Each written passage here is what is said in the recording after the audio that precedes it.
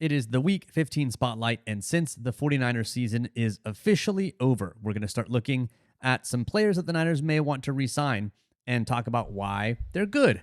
And we're going to start with maybe their most important free agent signing that they have to tackle, and that's going to be the left tackle, Trent Williams. He just got voted to the 8th Pro Bowl in 10 seasons, one of which he wasn't even playing football, so probably wasn't eligible.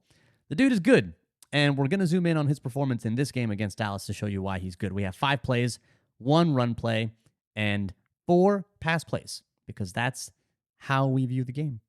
Let's talk about the run play. And first, let's take a look at some really his raw power on a power play. All in all, it's a good rep for the left tackle. Yeah, so we'll let this one run here, and then we'll really kind of, I think, get into a bit more detail once we get to the end zone view. But you can even see, just like from this view, the amount of movement that he gets here. And I think that's really kind of the main thing that you see on so many of these power plays, especially, right? But even just, I think in this game especially, like a lot of his positive blocks were just blocks where he's generating movement. And this is why they like to, when they go to their power stuff, run it his direction so often. And so you can see...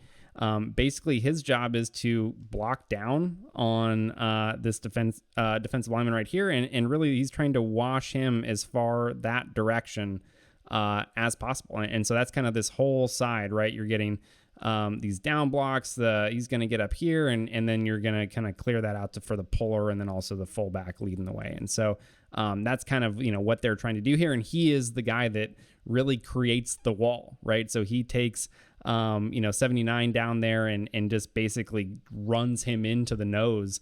And that's kind of the wall that you can create there. And now it's basically just up to your pullers, right? He is essentially collapsed this entire backside. And all of these players that are kind of over this direction are now mostly irrelevant to the outcome of the play, right? Because of Williams and that side being able to seal everything up. It is jarring how much movement he gets when he pushes someone. And this, 78, 79 is not a small man. No. Like, he's a big dude, and he just gets tossed. It is not a good rep for him. And on power plays, it is a brute force play. It's why Jim Harbaugh loved it. And part of what has to happen is that down block has to create that wall that effectively creates the extra gap for the puller. And Trent Williams does it very, very well. Now, we'll get to some pass protection plays. And in this next play, you're going to see something that Paul Alexander, who's an offensive line coach, likes to talk about a lot. And it's going to be the punch in the pass set. It's a way for an offensive lineman to really just create some force and jar that defensive lineman and prevent him from doing the thing that he wants to do. And here, Williams does it in a phone booth. I don't know how he generates as much power as he does, but he's able to get a really, really good punch on Randy Gregory, number 94. Yeah, so we'll kind of let it go, and you can see just, as we look in full speed there, like the amount of yardage that he basically sends Gregory, right? But when we slow it down, I thought this was like pretty interesting because I don't really recall like seeing this happen too frequently. So you get his initial punch right there. You can see that inside hand, and this is kind of the way that he usually likes to approach when he's got these one-on-one matchups with an outside rusher, right? And you're not dealing with stunts or any of that type of stuff. Like, he wants to use his inside arm as kind of the initial strike point, right? So you can see him punch right there, and that kind of, it connects, but it's right there. He just kind of does this quick double punch, and that's where he manages to somehow, with that second punch, still generate so much power. And you can see he does it because he gets it before Gregory can really counter, right? As Gregory is trying to then respond to that initial punch, he gets this one off and really sends him off balance before Gregory has any chance to do anything about it. And at that point, once he has kind of knocked him off balance and sent him outside like that, it's effectively game over for Gregory. He sends him what, like 2-3 yards? Yeah, this is more than you would, expect. Like, it really is like probably, you're talking from at this point inside the hash to outside the hash is probably like a good 2-3 yards. Yeah, that's pretty impressive. I don't know if you've ever boxed, David, but when one of the defenses for someone trying to punch you was actually punching their shoulder, it basically like deadens them entirely. Like it looks like that's what he does here. He punches his shoulder and has enough force to just kind of completely knock him off course and literally, as Bill Walsh said, beat him to the punch. And I move to the second pass rep, and this is going to be some more hand play. It's going to be an arm chop that similarly neutralizes the pass rush from Randy Gregory. Yeah, so we'll see him again, right? So you see him right here shoot that inside arm and get that initial contact. And so here what ends up happening is Gregory also gets his hand inside, right? So you can see Gregory's left arm get into his chest. And so he kind of lets him ride that a little bit. And then right here, he's going to swipe that down. So let's get it once actually in full speed here so you can see kind of how he sends him off balance again there, right? So right here, you get the initial punch, and then here I'm going to come down as Gregory's really trying to kind of long arm him, right, and get into that bull rush so that he can either push Williams back and collapse the pocket that way, or potentially build off of that to, get that outside shoulder. Williams just knocks that arm down. And again, once you send him off balance like that and you get to this point in the play, like, it's over. Like, the rep for Gregory is over. There's nothing he's going to really be able to do to kind of overcome this and have any sort of impact on the play. And it's just so savvy from Williams, because the long arm is something that you see every day. Lots of people put it in their repertoire, and it's something that you can see as the moment he sees Gregory extend and remove his right hand, Williams is like, oh, I know what you're trying to do. And it's the reaction to saying, nope, and he hits the hand down. And at once, I mean, his face is literally like over his feet into the grass at this point, or into the turf also. Fuck turf.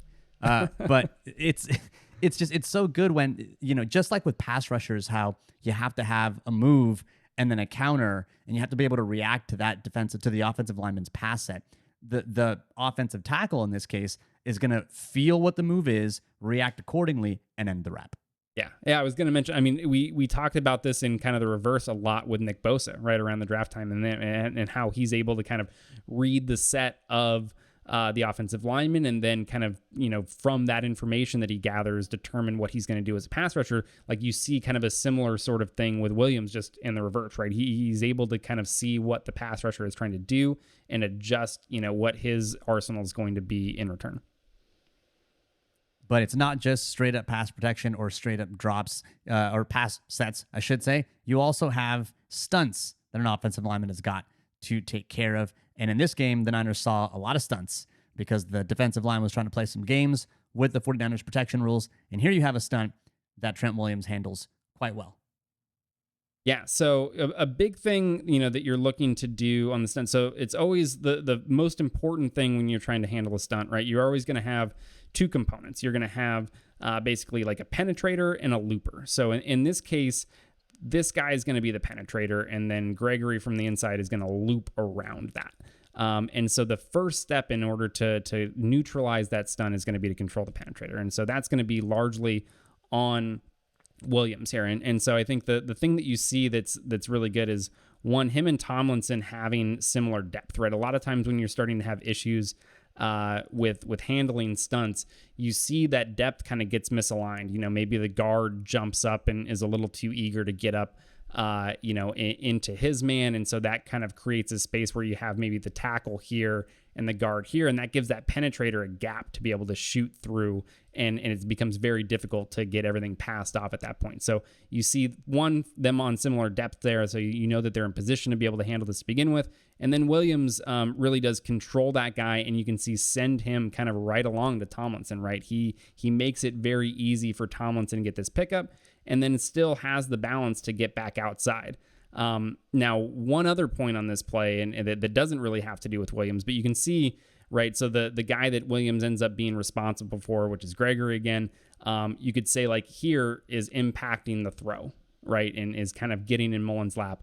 But this gets back to a point that we've made in some of the other videos, which is the quarterback's role in pass protection and where he's supposed to be relative to where the offensive line expects him to be, right? So again, you're looking for the quarterback to be at a depth of about 7 to 8 yards, which I think Mullen's depth is fine here, but he needs to be right behind the center. He needs to be here on the hash. Maybe if he's going to throw to his left, you'd see him like open up that direction and maybe get a step over, but you can see him start to drift over to the middle of the field. And so now, again, he's probably 3-4 yards off of where he's supposed to be. And so Williams, not knowing that Mullens is drifting that direction, right, has no idea that he's going to be there. And so this is a situation where Williams does everything right here. He's blocking with the angle of protecting Mullens, thinking he's going to be over here. And this is just Mullens drifting because he's trying to make a throw to his left and really moving himself into pressure.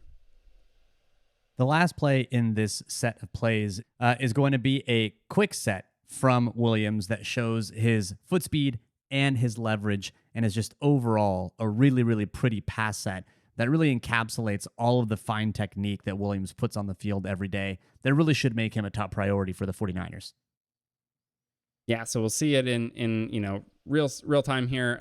But I think starting right at the beginning of the play. So this first initial movement, so often, especially out on the edges with the tackles and the edge rushers, what happens in those first few steps can determine the outcome of the entire rep, right? So if you get a pass rusher, you so often hear talk about their get off and how quickly they get off the line, right? The same kind of holds true for the tackles being able to counteract that stuff. And so here you really see Williams get out and cover a lot of ground before Gregory really has a chance to get going. You can see Williams kind of taking a couple steps, and Gregory's not even really into his rush yet, but already Williams at this stage is got the advantageous position, right? And so the other good thing that you see from him, though, is he doesn't take that quick initial set and do what we would call like an overset, right? Which I think we talked about a little bit with McGlinchey. But if he would have taken those few initial steps there where he's really covering a lot of ground and then continued to work that direction, right? He opens up the inside counter for Gregory at that point. But he doesn't do that. He keeps that inside leverage, which is really what he wants, cuts off the inside move. He makes Gregory a one-dimensional pass rusher, right? He knows that the only place that he can go because he's holding that inside leverage is outside around the edge. And then at that point, it's just, Williams being a tremendous athlete for a human being his size and just kind of walling off Gregory and riding him around the pocket. I'm not entirely sure what's going to happen with Williams, but he is really a key position or a key player at a key position that can help solidify the rest of the offensive line. More so than just about anyone else, he's a proven player that deserves the kind of money that he's going to command on the open market. It could go one of two ways for the Niners, but he definitely should be the priority in terms of signing. And this game, just a few plays from this game, shows some of the reasons why. So thanks again for tuning into this week's Spotlight on the Patreon. And as always, go Niners.